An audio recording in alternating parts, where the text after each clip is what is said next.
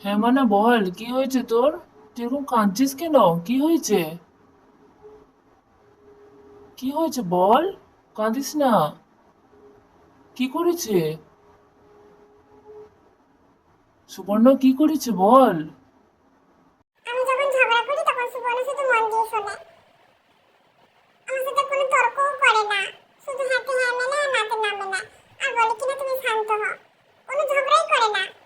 ঝগড়ার টপিক হলেই ও শুধু চুপ করে যায়। বলে কিনা তুমি শুধু শান্ত হও। একটা তো ঝগড়া করবে মানুষ। একটা তো কথাই বলে না। আমি যে ঝগড়াটা পুরোপুরি কন্টিনিউ করবো তার জন্য তোমার সাথে কথা বলা চাই। তো একটাও কথা বলে না। শুধু চুপচাপ করে শোনে। আমি আর থাকবো না মা সুবর্ণর সাথে। আমাকে বাড়ি নিয়ে চলো তুমি।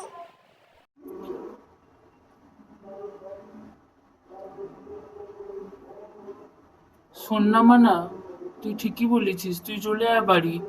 তাহলে সুবর্ণটা কয়েকদিন বাঁচতে পারবে শান্তিতে। তুই চলে আয় বাড়ি।